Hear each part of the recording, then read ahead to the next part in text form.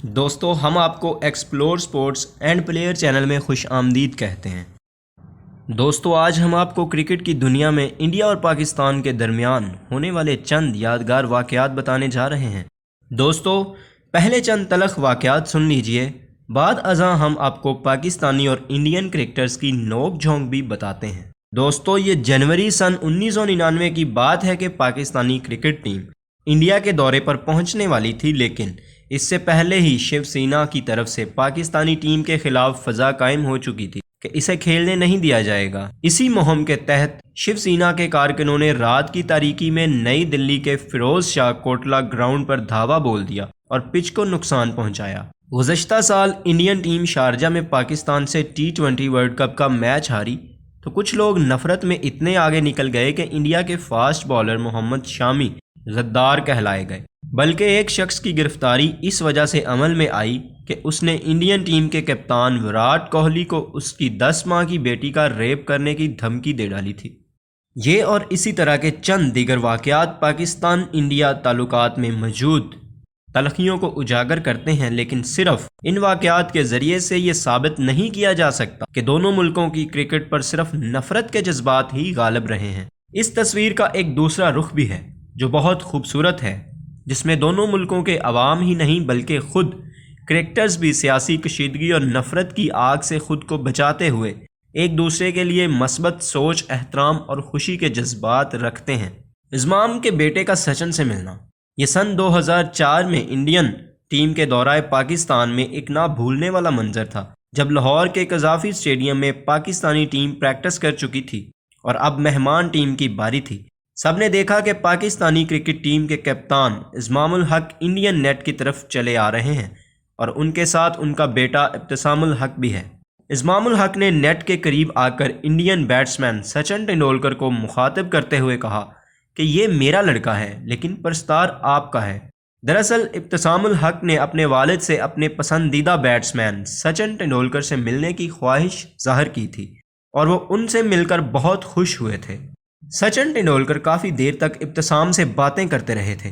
گنگولی کو پرویز مشرف کا فون کیوں آیا؟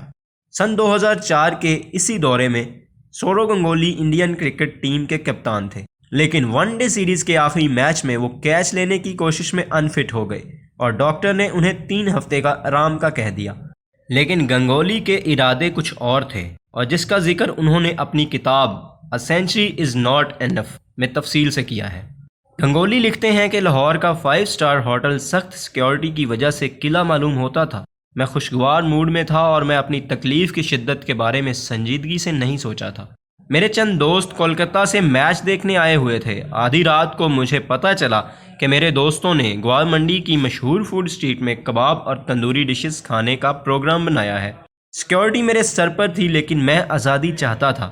میں نے اپنے سیکیورٹی افسر کو بتانے کی زحمت نہیں کی، البتہ ٹیم کے مینیجر رتناکر شیٹھی کو بتا کر میں دوستوں کے ساتھ باہر جا رہا ہوں، یہ کہہ کر میں نے عقبی دروازے سے باہر نکل گیا۔ میں نے آدھے چہرے کو ٹوپی پہن کر چھپا لیا تھا۔ گنگولی مزید لکھتے ہیں کہ فوڈ اسٹریٹ چونکہ کھلی جگہ پر تھی، لہٰذا ایک مرتبہ کسی نے آ کر مجھ سے کہا کہ ارے آپ سورو گنگولی ہیں نا؟ میں نے نفی میں جواب دیا، لیکن اس شخص نے کہا مگر آپ سورو گنگولی جیسے نظر آتے ہیں۔ گنگولی لکھتے ہیں کہ میں اور میرے دوست بمشکل اپنی ہنسی روک پائے۔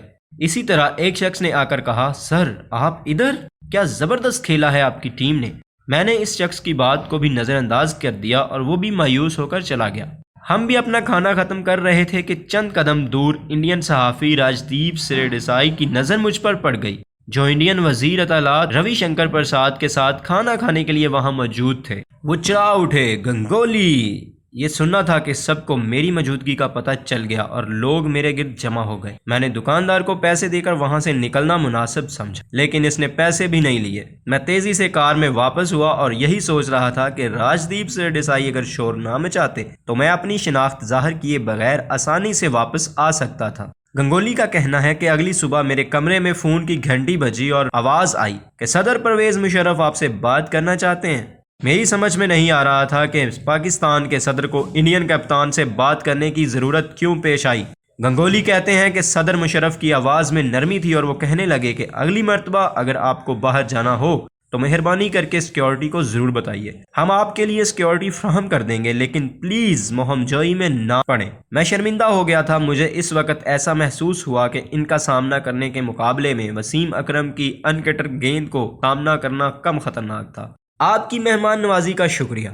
سن 2004 میں انڈین کرکٹ ٹیم جب پاکستان آئی تھی تو اس وقت بھی دونوں ملکوں کے درمیان تعلقات کارگل کی وجہ سے کشیدہ تھے، لیکن اس کے باوجود نہ صرف یہ دورہ ممکن ہوا بلکہ اسے پاکستان انڈیا کرکٹ کی تاریخ کے خوشگوار ترین لمحات کے طور پر یاد رکھا جاتا ہے۔ اس دورے کی کامیابی میں پاکستان کرکٹ بورڈ کے اس وقت کے چیئرمین شہریار خان کی کرکٹ ڈپلومیسی کا عمل دخل تھا، جس کی وجہ سے وہ محمد علی جناح کی صاحبزادی بینا واڈیا، پرینکا گاندھی اور راہل گاندھی کو پاکستان لانے میں کامیاب رہے تھے۔ ان کے علاوہ انڈیا سے ہزاروں کی تعداد میں شائقین بھی میچ دیکھنے پاکستان آئے تھے۔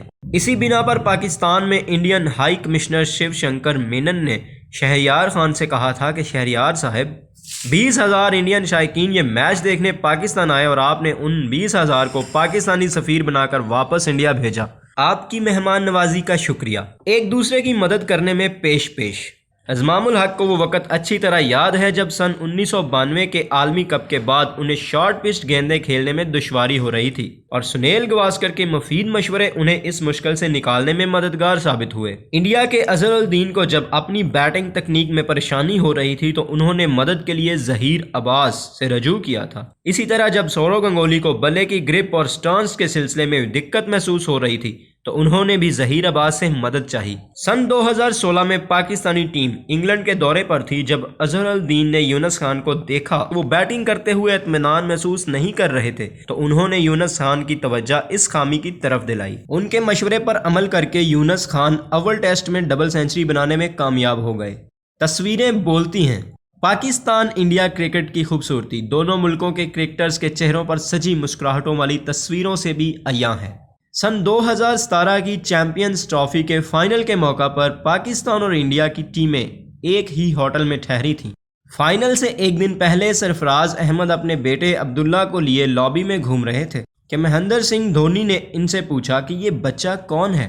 سرفراز احمد نے کہا یہ میرا بیٹا عبداللہ ہے، جس پر دھونی نے انہیں گود میں لیا اور وہ تصویر دنیا بھر میں وائرل ہو گئی۔ اور گزشتہ سال کی اس تصویر کو کون بھلا سکتا ہے جس میں Virat Kohli T20 world cup کی شکست کے باوجود بھرپور سپورٹس مین شپ دکھاتے ہوئے پاکستانی وکٹ کیپر محمد رضوان کو گلے لگا رہے ہیں۔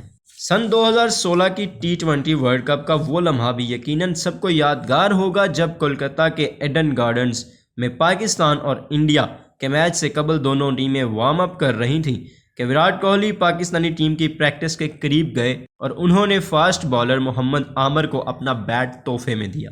شعیب اختر اور ہربھجن سنگھ کے درمیان سن 2010 کے ایشیا کپ کے میچ میں گرما گرمی اس جوش و خروش سے کہیں کم تھی جس کا مظاہرہ یہ دونوں میدان سے باہر دکھاتے رہے ہیں۔ دوستو یہ تھی ہماری آج کی ویڈیو۔